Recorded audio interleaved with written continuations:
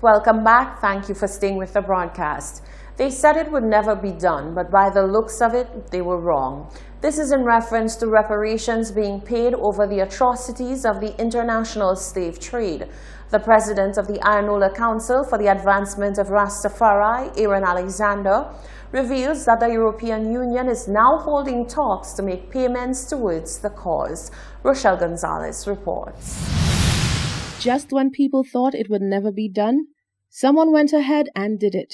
I'm referring to reparations, and ever since July 31st, when the University of the West Indies, UWI, and the University of Glasgow signed a £20 million agreement, the first ever agreement for slavery reparations since British emancipation in 1838, the door has now been opened wide for dialogue on similar initiatives. On Wednesday, the president of the Ayanola Council for the Advancement of Rastafari, Aaron Alexander, met with Hot 7 News to express his excitement over the news that over 500 members of the European Union voted in favor of reparations for Africa. Alexander said it's a new day and it's a good sign of goodwill. At the European Parliament, they met and it was a motion brought forward by an MP from England. And then they were supporting for reparations for Africans for colonialism and slavery. And again, some time ago there was a vote prior to that which was supporting an apology and so on for the African people, etc. So, you know, we are seeing some moves on that front. This is something people were saying that it's never going to happen. But I think more and more politicians are rising, and especially politicians of African descent, and a lot of them find themselves in high offices and they're taking that serious stance. So it's high time even here our politicians start talking about these issues. Alexander said St. Lucian leaders need to adopt the same attitude and start at home by embracing local culture. He said the government of today and the ones before it have all failed the nation in recognizing and funding initiatives that represent the essence of St. Lucia. We saw just recently emancipation gone through and nothing really of significance for emancipation. $20,000 for emancipation celebrations, millions for roots and soul, millions for jazz, millions for food and rum, you know, and then activities like emancipation is just been shunned. So that goes to show you where the priorities are for this government and even previous governments, because it didn't start with this government. I'll be a hypocrite to tell you that it happened under the Labour Party the same way, $20,000 for emancipation. And we, the Rastafari community, have been up in arms for all this time. I mean, even recently I heard that for the Flower Festival, one of the advocates for the Flower Festival were talking about that same thing, $20,000 for La Rose and La Marguerite. I mean, these things make no sense, and we as St. Lucians, our minds are too political. We have to start looking at this thing from a national perspective. Let us first be St. Lucians before we belong to any political party. Let us first be patriotic and St. Lucia first. St. Lucians, St. Lucia first, not SLP, not UWP, St. Lucia first. If it's not good for the country, whether you red, yellow, blue, vote against it and stand up against it. It's high time we start doing this in this country. The significance of the sum of £20 million in the signed agreement is that it was the amount paid to slave owners as reparations by the British government when it abolished slavery in 1834. Reporting for Hot 7 News, I'm Rochelle Gonzalez. Members of the press have had to bear the brunt of irate politicians in the past weeks. One former media worker says she is disheartened that the organization tasked with speaking on behalf of media workers, MASL, has seemingly gone mum throughout the years. She says the island boasts one of the liveliest media landscapes in the region, and for that reason an active media association is necessary. Solange Alfred has more in this report. The job of media personnel is to inform the public on issues which directly affects them. Doing so means having to ask the hard questions to high-ranking officials, despite the sometimes harsh responses that are provided. Media persons are oftentimes put under a microscope when doing their journalistic duty, but who speaks on their behalf? The Media Association of St. Lucia, MASL, is tasked with being the voice of media persons after pressing matters rear their ugly heads. Former media worker Maria Fontenelle says, as of late, the silence of the association is worrying and cause for concern on island. As a former member of the St. Lucia Media Workers Association and the Media Association of St. Lucia, it's very disappointing to me that the association or that representation for media workers is currently not as active as it was in the past. The need for an association is very basic, and we start from the provision of professional services to media workers in terms of their capacity development, that networking among media people, and the opportunity of representation by an organization, although we never ventured into actual labor disputes or anything of that nature. But knowing that there was an association who was there to speak on your behalf was very powerful for media workers. And as I mentioned, most importantly, there's a lot of capacity building that was done through the Media Workers Association of St. Lucia, and including networking with organizations and media people outside of St. Lucia. So I think that is something that is lost, that is very vital to media in St. Lucia, and St. Lucia being one of the most vibrant countries with regards to media in the region. Fontenelle sought to outline what she says contributed to the downward spiral of the Media Association. She notes the hectic schedule of media persons who are also on the executive board of the association may be a great factor which has lent itself to the decline. Time constraints are very, very, very, very much of an issue with the media, as you well know.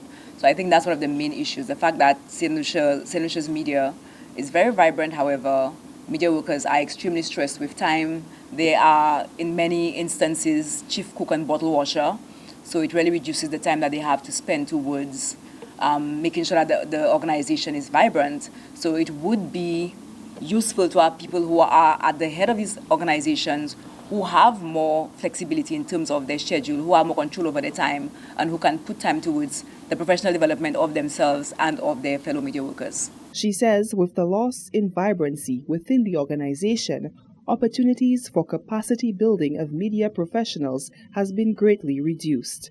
Reporting for Hot 7 News, I am Solange Alfred. Concerns are being raised about the age-old message being sent out by the religious sector denouncing the use of contraception and in essence encouraging people to have unprotected sex. One women's rights activist says this message is a major contributor to the issues surrounding poverty in families. Could an age-old message given out by churches of all denominations be a major contributor to the number of children being born into poverty and essentially single-parent families? Well, according to one women's rights activist, they are.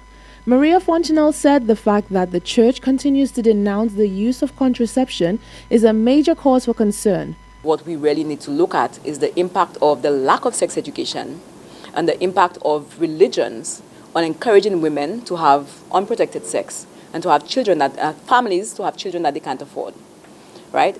Most religions advocate for sex without contraceptives. And they have from my point of view, no concern about when these children are born. These children are born into poverty. You have a married couple, yes, they've met the requirements of the church, they're married, they live in a house together, etc. What is their finance? Are they both required to work? Who is looking after the children in our tourism economy where people are working at all times of the day and night? Are the churches taking these things into consideration? Do the churches have evening daycares? Do they have nighttime daycares? Some of them do put on holiday camps for the children, etc., which is a fantastic initiative. And they need to do more of that if they're going to encourage people to have unprotected sex and be having children one after the next. Fontenelle highlighted the fact that many who preach and follow the teachings against contraception will use other forms of technology and science when it suits them.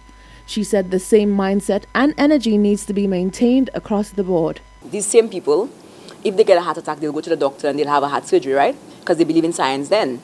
If they have cancer, they'll go for cancer treatment because they believe in science. However, when we're talking about contraceptives, they have some of the most ridiculous things saying in terms of condoms causing HIV, etc., and discouraging people from using contraceptives and saying God wants us to naturally just have sex naturally and get pregnant accordingly. If God meant for us to do everything naturally, you all should not go to the doctor when you get a heart attack, you all should just die. I'm sorry, that's just my point of view.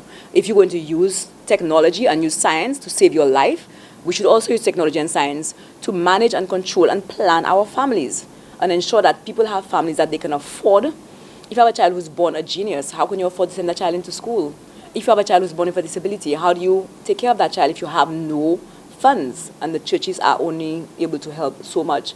So I think we need to look at the wider picture, which is a picture of comprehensive sex education, so children are aware and they are able to negotiate sex from whatever age they start having sex, especially people who are in situations of abuse, being able to report it. We need to strengthen the systems to report and also prosecute people for statutory rape, etc. And we really and truly need to send a different message about just as a family, how do you plan your family, how many children that you have. The topic was raised in the wake of national discussions over whether the sum of $200 EC was enough for child support or whether the amount should be revised by the courts. Reporting for Hot 7 News, I'm Rochelle Gonzalez. The president of the National Council for People with Disabilities, Inc., Murphylas James, is the new elected president of the Disabled Peoples International, North America and the Caribbean. The organization is one of 7 sectors of Disabled Peoples International and has specific responsibility for advocating for the rights of persons with disabilities in Canada, Caribbean territories, and the United States of America. The election was held on Sunday, the 25th of August. Rochelle Gonzalez tells us more. Murphylas James is the president of the National Council for Persons with Disabilities.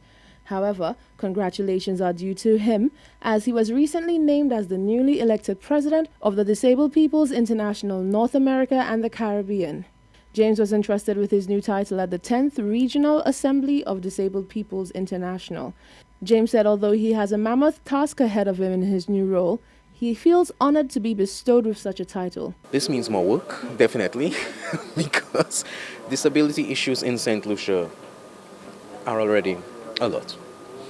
But I am very pleased that my colleagues in the United States, Canada, and the rest of the Caribbean are pleased with the work that we have been doing here in St. Lucia at the NCPD, that they have placed great confidence in my leadership ability. At the last assembly 4 years ago, I was appointed to the most junior post of World Council member on the board. So for 4 years later, to be elected president, I am very humbled by that my colleagues do indeed think that I am capable to lead us into a new era of disability advocacy. James said his rise to his current post took lots of hard work and dedication. Us in St. Lucia, advocacy is key to our agenda. Meeting with the politicians, with the decision makers to promote the rights of persons with disabilities, we cannot avoid it. The political arena is where the decisions which shape our lives are made. So we have been out there meeting with government ministers, we have been over the media and social media promoting the rights of persons with disabilities, promoting our camps and our activities with youth with disabilities, our advocacy for the inclusion of students with disabilities in mainstream schools. Our programs and alliances that we have forged with great partners such as the Australian government, the Church of Jesus Christ of Latter-day Saints, the Rotary Club of Grosile, for example, have significantly boosted our programs, have revolutionized programs here such as manufacturing modern, high-quality artificial legs, have brought in hundreds of wheelchairs into St. Lucia. So these are the kinds of programs that we have undertaken to significantly boost the lives of persons with disabilities. The new DPI-NAC president said persons with disabilities in the Caribbean look to organizations such as theirs to heavily promote their rights at the regional and international level. He said as president, he will get the ball rolling to take care of some of the biggest issues faced by persons with disabilities in St. Lucia and the rest of the Caribbean. Interestingly, St. Lucia has not yet ratified the United Nations Convention on the Rights of Persons with Disabilities. So I was voted as president by member countries, most of whom have already ratified this convention. So first and foremost for me, it places a little more pressure or motivates me greatly to ensure that the St. Lucian government ratifies very soon, very quickly, the United Nations Convention on the Rights of Persons with Disabilities. In the Caribbean, our members will expect greater advocacy and inflow of programs from donor agencies. They will expect us to reach out more to the World Bank, to international agencies to ensure that programs are done at the grassroots level, at the community level, which directly benefit our marginalized persons with disabilities, especially our young people. The Regional Assembly took place in St. Kitts and spanned from August 23rd to the 25th. Reporting for Hot 7 News, I'm Rochelle Gonzalez. Thank you, Rochelle. This is the Hot 7 TV Nightly News. Stay with us. There's more news coming up after the break.